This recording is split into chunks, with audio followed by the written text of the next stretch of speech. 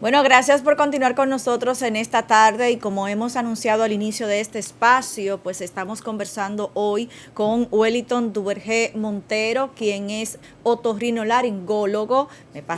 Pasé, lo pronuncié bien, una palabra de estudio ahí, de esa que ponen a practicar a uno en el colegio, pero que también es papá New Horizon, ¿verdad? Entonces nosotros nos sentimos muy orgullosos de que podamos iniciar esta etapa, dentro de esta nueva etapa, temporada del programa, hablando de salud justamente con un papá New Horizons, en un tema oportuno, ¿no? Estamos hablando de temas sanitarios desde los últimos 2 años y en los niños, cuando se está hablando de vacunación para temprana edad y que los posibles síntomas pueden afectar el ritmo natural del niño en tema de respiración, de los procesos de sueño, la palabra de moda, la higiene del sueño, ¿no? Y cuando se hace necesario que un niño pues sea llevado a una consulta de un especialista como otorrinolaringólogo. Bueno, pues señor Garrido, tenemos acá en esta tarde esta conversación. Yo creo que ya yo me siento que el doctor Wellington hasta me ha hecho una consulta en el día de hoy,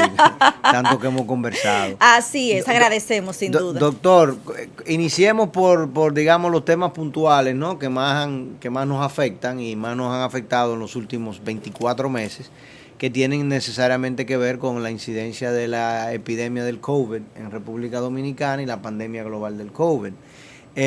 República Dominicana entró en la cuarta ola quinta ola de contagio. Ya yo estoy perdiendo la cuenta con eso. Con respecto a dicha enfermedad, con la cepa del Omicron, que aquí a finales de diciembre, principios de enero, pues tuvo su auge, ¿no? Porque es una cepa mucho más contagiosa. Sin embargo, es una cepa mucho más débil y que afecta fundamentalmente, digamos, la parte inicial del tracto nasolaringe, ¿no? No entra de manera plena a los pulmones y no afecta tanto pulmones.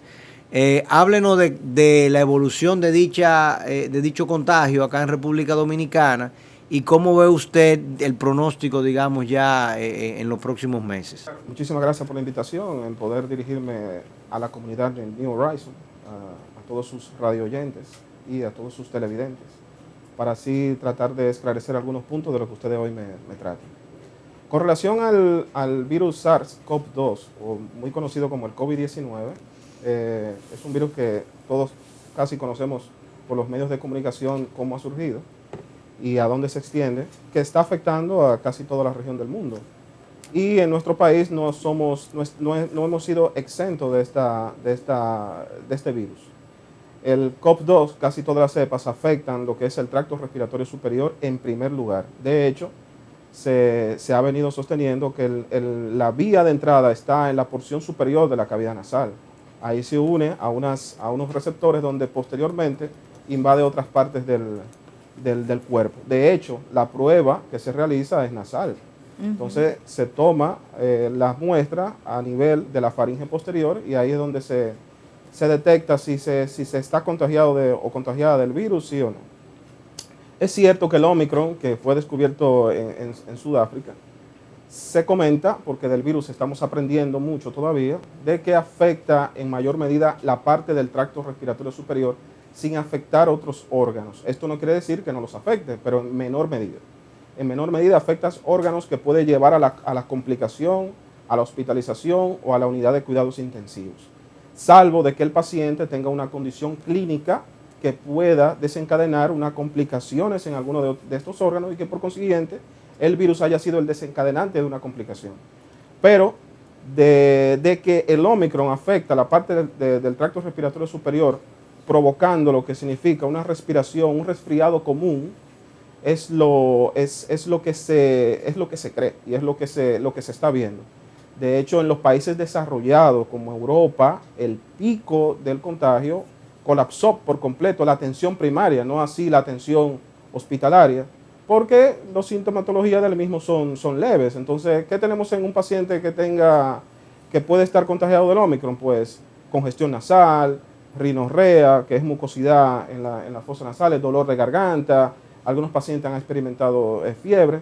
sobre todo aquellos pacientes que no han sido vacunados. En los pacientes que han sido vacunados, pues podrían el cuadro aún ser más leves. Si el paciente tiene una condición médica, pues este cuadro puede llegar a afectar la vía respiratoria inferior y causar neumonía y por consiguiente la hospitalización del mismo. Ya. Entonces, en los próximos meses, podemos asumir que ya lo peor pasó, que en definitiva, obviamente, vamos a convivir con el COVID como una de las enfermedades más respiratorias con las cuales la humanidad tiene que convivir.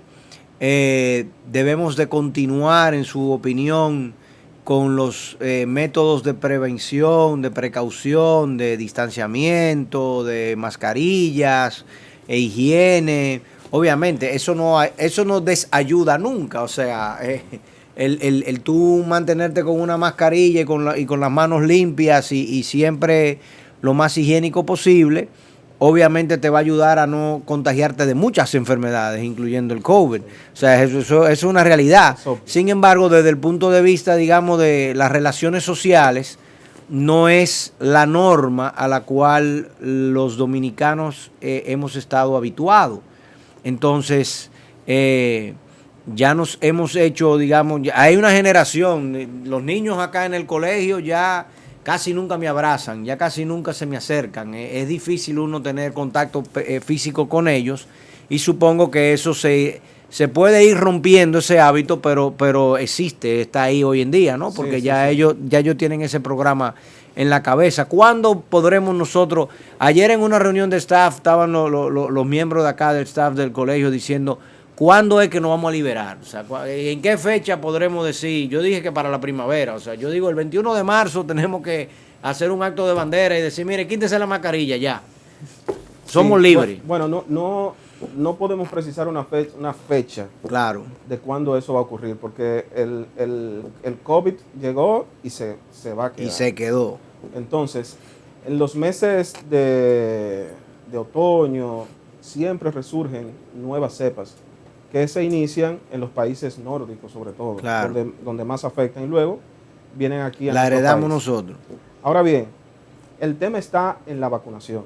Si conseguimos que un porcentaje adecuado de vacunación mayor del 70, vamos a llamarlo así, podríamos ir disminuyendo tales restricciones. De hecho, ya en familia, las personas, sin que nadie se lo indique, se quitan la mascarilla, pero claro, están todos vacunados. En un entorno, claro. Yo pienso que ya el terror del COVID, esa alerta que cuando empezó, que muchos no lo creían y luego llegó el drama, pues tendrá que ir disminuyendo, porque el COVID no va a desaparecer, pero nuestro organismo se va a ir acostumbrando, nuestras defensas van a ir adquiriendo memoria para atacar el COVID y probablemente lleguemos a nuestro momento de compartir como lo hacíamos antes.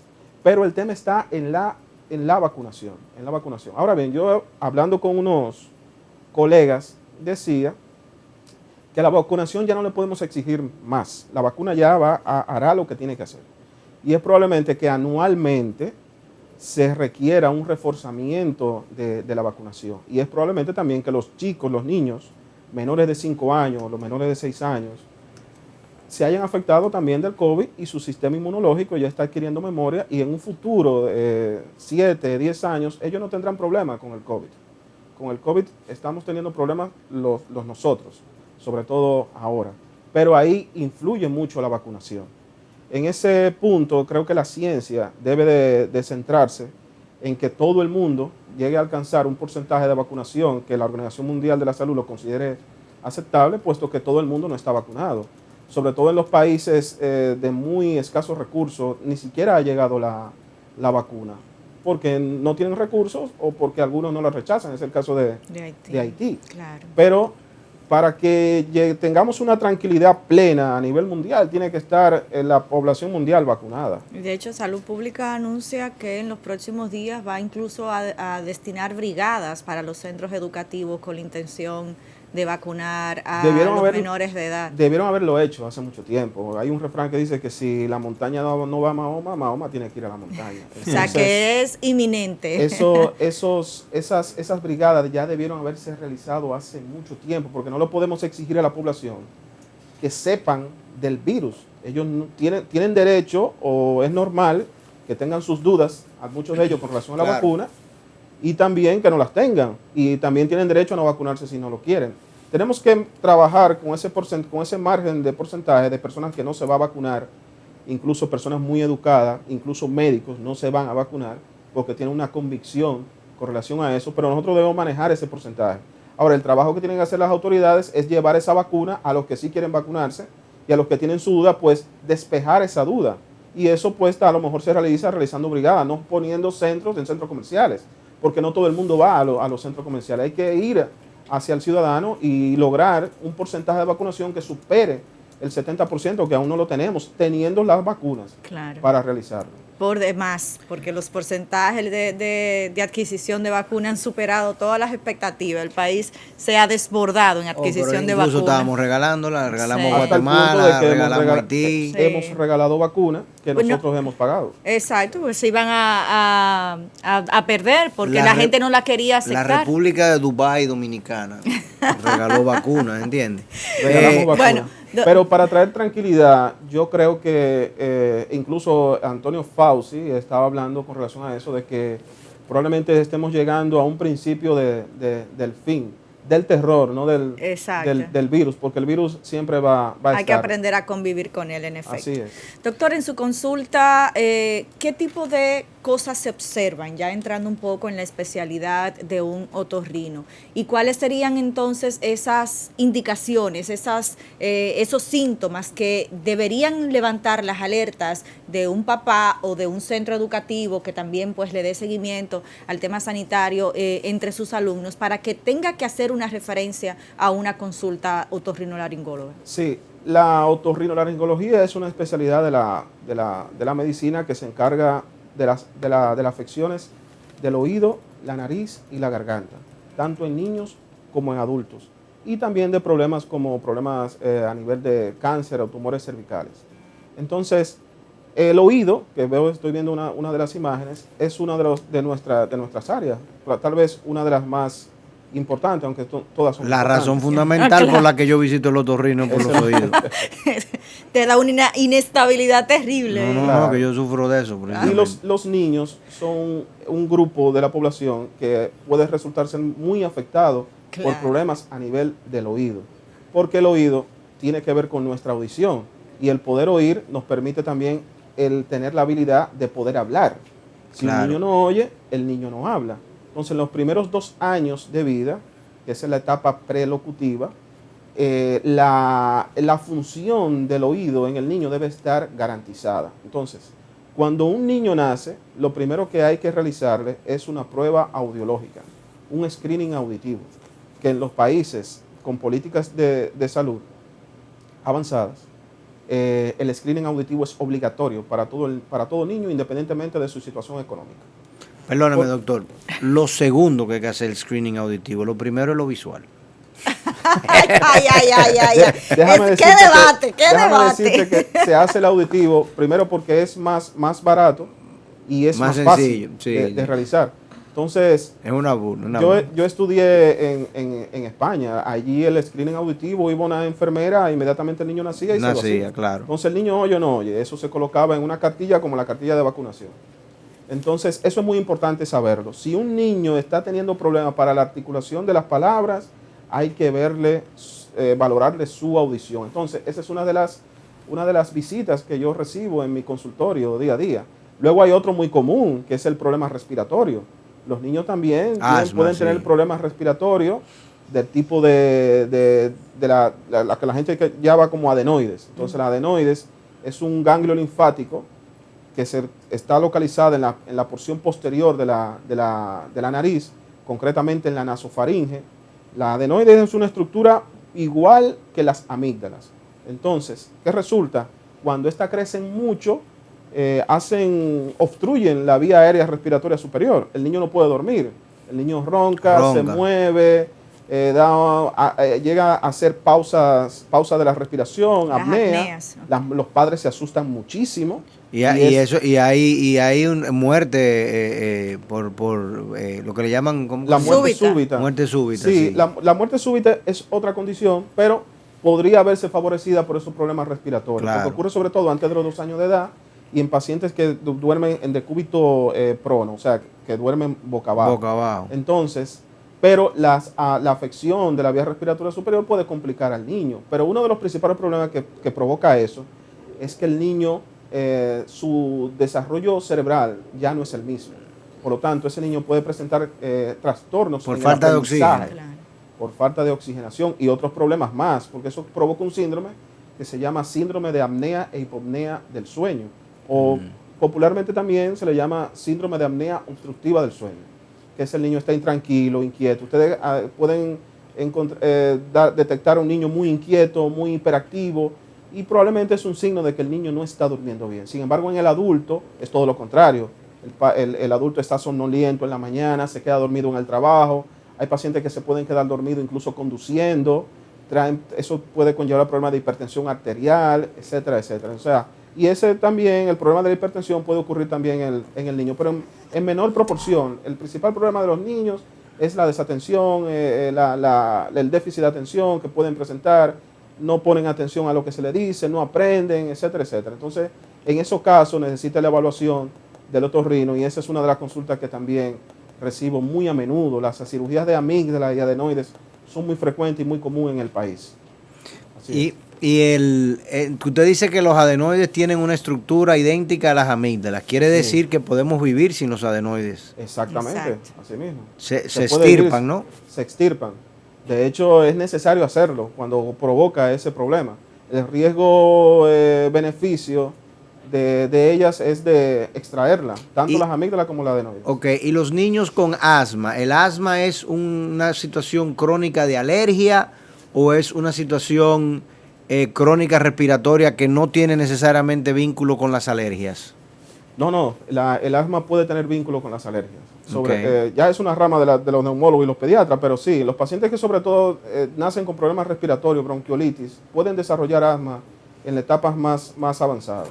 Entonces, muchos de ellos, de los niños, son por problemas alérgicos. Y yo recibo esos pacientes porque, aparte de manifestar problemas de asma o problemas respiratorios por causa de la alergia, tienen problemas nasales también. Entonces, porque el sistema respiratorio estructuralmente es muy parecido, tanto el inferior como el superior. Entonces, el superior se ve muy afectado y cuando hablamos del superior hablamos de la nariz, hablamos de la garganta, hablamos también de los oídos, aunque no forman parte del sistema respiratorio, pero también se ve afectado por la situación de alergias. Entonces, esta situación de alergia desencadena que el adenoide en los niños pues crezca, se hipertrofie y eso obstruya aún más la vía respiratoria y crea como un círculo vicioso.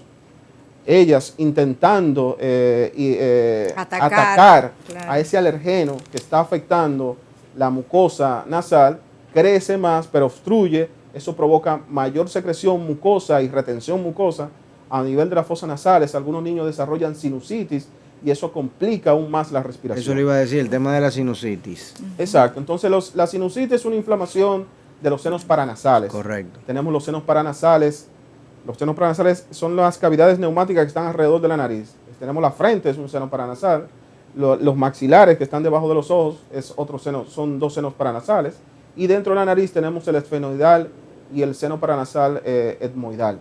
Entonces, todo ello se ve afectado ante un proceso de infección o un proceso alérgico. En las alergias lo que ocurre es una inflamación de la mucosa de estos senos. Pero luego esa inflamación constante, sin tratamiento, puede el niño verse afectado también por alguna bacteria y esto infectar toda esa zona, toda esa área de los senos paranasales y ocasionar la sinusitis. Y casi siempre en el niño sobre todo menor de 6 años, porque a partir de los 6 años es cuando la adenoide empieza a reducir de tamaño. Se empieza a reducirse en situaciones normales. Si hay situaciones de alergia constante, la adenoide se mantienen igual, se mantienen grandes. Inflamado. Claro, entonces he tenido pacientes con 10 años y con 12 años con la adenoide grande. Entonces en esos casos es el proceso de alergia continuo que ha hipertrofiado esa adenoide y lo mejor para el paciente es retirarla, extirpar la adenoide. Algunos previo a un tratamiento, se le pone un tratamiento, en mi caso mi niña, por ejemplo, yo yo detecté que tenía la adenoide hipertrofiada, apliqué tratamiento durante un periodo y no fue requerida la intervención quirúrgica. Entonces, en algunos niños, con orientación precisa de los padres, se puede aplicar ese tratamiento. Y uno de los tratamientos más efectivos, que tal vez la gente no lo sabe, es el lavado nasal. El lavado nasal con solución salina mejora muchísimo los problemas respiratorios en los niños, sobre todo cuando tienen problemas de alergia o cuando tienen sinusitis, como consecuencia de lo primero, porque la solución salina envía como un mensaje a nuestro sistema nasal de que ya no produzca tanta mucosidad, aparte de que desobstruye. Entonces, es uno de los tratamientos que realizamos con efectividad en estos pacientes, que pueden ayudarnos a no tener que intervenir quirúrgicamente, aunque siempre existe esa probabilidad. Claro, usted habla, doctor, de cómo pudiese verse afectado quizás el desarrollo cognitivo, cerebral, incluso del mismo proceso de aprendizaje de los niños cuando se ven con estas interrupciones, ¿no?, de su proceso respiratorio. Pero cuando el niño está consciente, está despierto y está expuesto a una alta prueba de esfuerzo en un proceso deportivo y demás, y pueda presentar alguna condición de estas, de alergias o de sinusitis, que tiene obstruido su sistema respiratorio, ¿pueden haber algún tipo de problemas, de complicaciones, o por el contrario, esa dinámica puede favorecer que el niño pues vaya reduciendo y aumentando su sistema inmunológico, si se quiere? Bueno, si un niño realizando su actividad normal, jugar o pensando en los niños pequeños, menores de 3 años. Que quizás no puedan expresar propiamente sí, lo que sienten. Es un dato muy importante. Los niños no saben decir que es lo que sienten. Ellos lo ven como algo normal. Si no respiran, ellos piensan que eso es normal y no dicen nada. No solamente los niños, incluso los adolescentes. He tenido casos de que no respiran nada por la nariz, pero ellos dicen, yo siempre he respirado así. Lo ven como normal y respiran por la boca. Cuando uno les resuelve el problema, ven la luz. Entonces se sienten muy bien. Claro. Eso pasa con el niño pequeño. Ellos entienden que eso es algo normal y respiran muy mal por la noche, se mueven, gritan. Y algunos padres tampoco saben por qué. Se acostumbran, y se preocupan, ¿no? Exactamente, y están en una visita continua a la emergencia. Entonces van a la emergencia y les nebulizan, le ponen aerosoles y lo mandan nuevamente a su casa. Y probablemente el problema es una obstrucción nasal severa que tiene, que se soluciona con un tratamiento mucho más específico o con una intervención quirúrgica. No siempre la intervención quirúrgica es la primera opción que se debe de tomar, sino uno opta por el tratamiento previamente o valora si merece la pena el tratamiento o no perder tiempo y realizar la intervención quirúrgica. Pero eso lo sabe el profesional de la otorrinolaringología. No suelen presentar complicaciones que asusten al staff académico los pacientes que tienen un síndrome de apnea obstructiva del sueño por una hipertrofia adenoamigdalar. Casi siempre es un problema crónico que no lleva a repercusiones severas que pueda conllevar a la muerte del paciente, a menos que haya una condición especial. Cuando nosotros intervenimos los niños, aquí en República Dominicana, solemos realizar lo que es un estudio cardiovascular.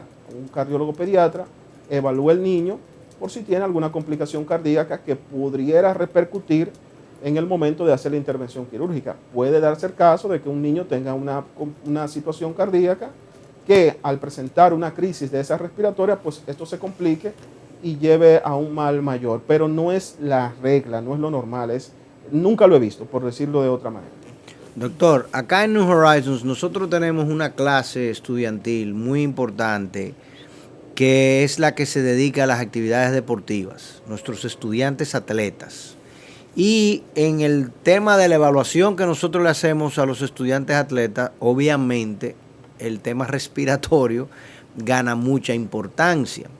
Y de hecho, no hay un solo esquema de entrenamiento profesional para deportivo que no tome en consideración el tema de la mecánica de respiración y obviamente todo tu aparato respiratorio y cómo tu aparato respiratorio está funcionando. De hecho, lo más sencillo que la gente ve son los clips que se ponen los atletas, por ejemplo, de campo y pista y demás, porque obviamente si tú mejoras la ingesta de oxígeno, la oxigenación de tu cuerpo, tú vas a tener mayor rendimiento.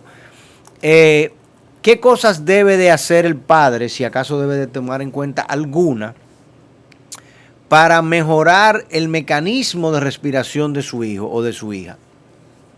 Muy bien, bueno, por lo regular, el proceso respiratorio en los niños es autónomo.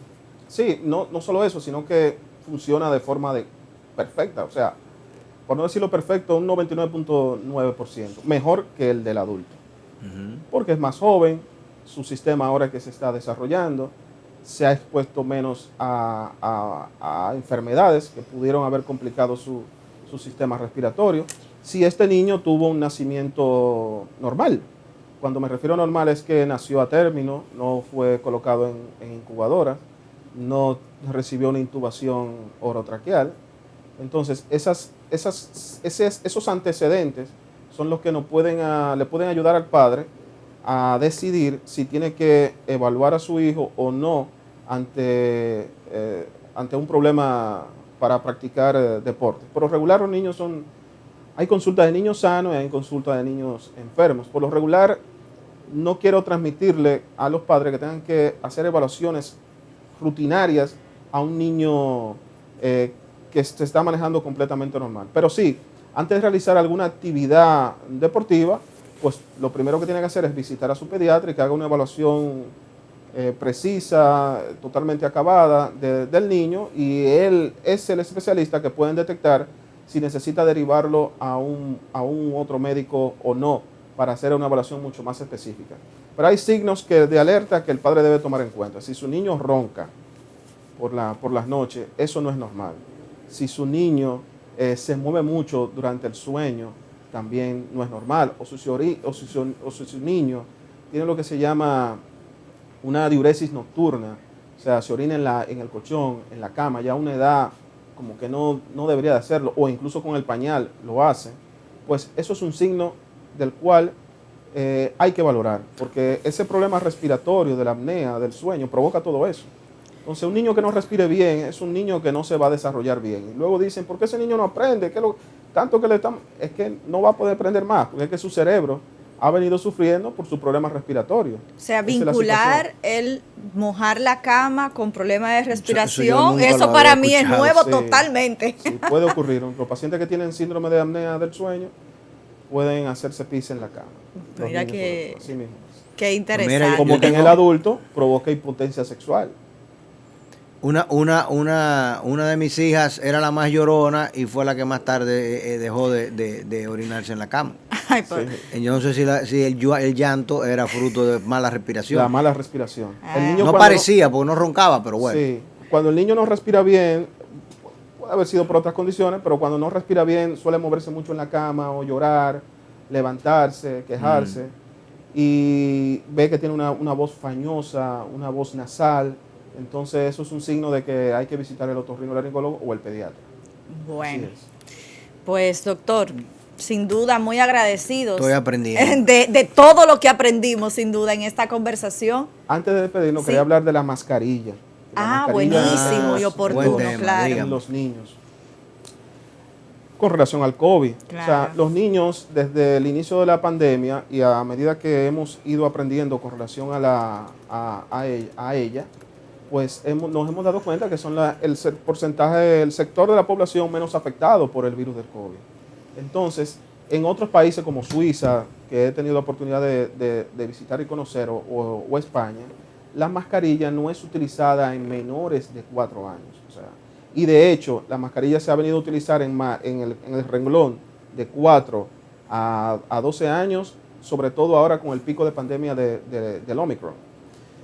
¿Por qué el tema de la mascarilla? Primero, porque la mascarilla es un ente que dificulta la respiración, sobre todo en los niños. Cuando el niño no respira bien o tiende que no respira bien, tiende a abrir la boca y a provocar mayor salivación. Y es mismo mojar la mascarilla y retirársela. Entonces ya la mascarilla o tocársela muy a menudo ya se convierte en un foco de contaminación. Claro. Y otra cosa y muy importante, en el niño, sobre todo menor de 3 años o de niño del 1 al 3 años, que está en su etapa de desarrollo lingüístico, la mascarilla también provoca una barrera en el aprendizaje del niño. Por eso es algo que hay que tomar a consideración y donde las autoridades deben de orientar a la comunidad educativa con relación a eso. Es verdad que dicen, bueno, pero el niño es un vector, pero no siempre es así. Entonces tenemos que valorar el riesgo y el beneficio de eso, porque un niño que tarde tiempo en hablar es un niño que también que va a tardar tiempo en su desarrollo educativo, en su desarrollo intelectual.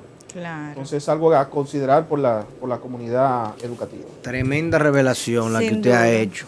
Y que lo hemos dicho cuando tenemos que valorar. Este va a ser un cortito, que lo vamos a repetir.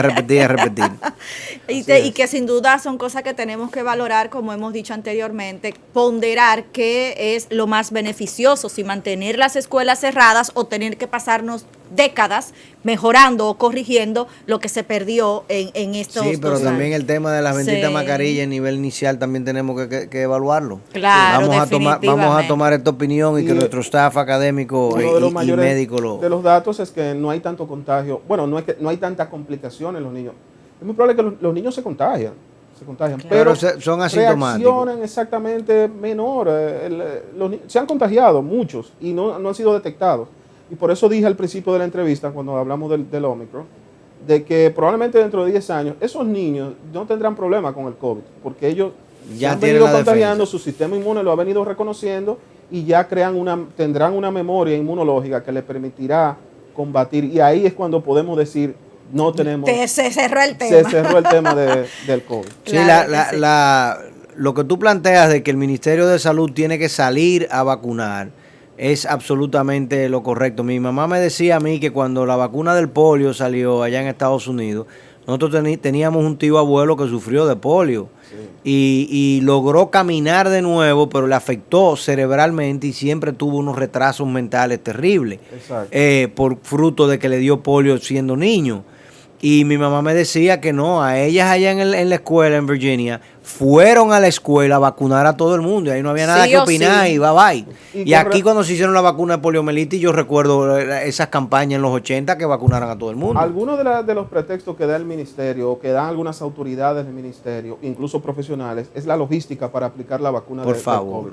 La logística no influye en eso. Si se puede poner en un centro comercial, se pueden ir a una carpa a los barrios, tener allí su camión y a empezar a aplicar la vacuna casa por casa. Si ellos saben organizar un meeting, ¿verdad? Y una caravana y se montan en una jipeta de todo el mundo ahí, ellos saben organizarse. Es por eso que en ese aspecto, ya tratando otro tema, yo no le doy mucho voto de que el proceso de vacunación ha sido como se debía. Si no hemos llegado al 70% es porque ha habido, creo que, un rezago en las políticas de salud para que eso alcance, porque teniendo las vacunas, que no se ha llegado al 70% de vacunación, eso es intolerable. No solamente eso, sino que el gobierno anunció que el 1 de febrero todo el mundo tenía que tener la tercera vacuna y ahora se han hecho los caprinos desquiciados porque nadie llegó allí. Claro. O sea, hay 1 millón de personas que tienen la tercera dosis. Sí. ¿Qué van a hacer? ¿Cerrar el país de nuevo? Nadie se lo va a aceptar. No, claro. O sea, el proceso ha sido en extremo ineficiente, eso estamos claros. Sí. Se compraron más vacunas de las que se necesitaban varias veces.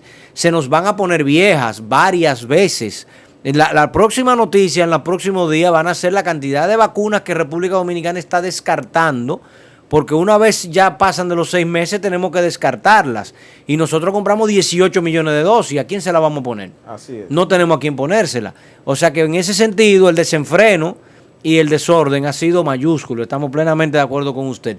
Pero ahora mismo el llamado tiene que ser a que ven acá, vamos colegio por colegio, escuela por escuela, barrio por barrio, vacuna. Si podemos hacer un censo, ¿por qué no podemos ir casa por casa vacunando? Así mismo. Bueno, definitivamente. Exactamente. Seguimos con tarea, definitivamente. Doctor, muchísimas gracias por haber estado con nosotros durante toda esta jornada. Esta puerta siempre está abierta, por supuesto, para una voz autorizada. Entra por ella todos los días. Claro. Gracias a ustedes y está abierta también la oportunidad que ustedes me inviten. Excelente. Bueno, pues es un compromiso público. Así es, señor.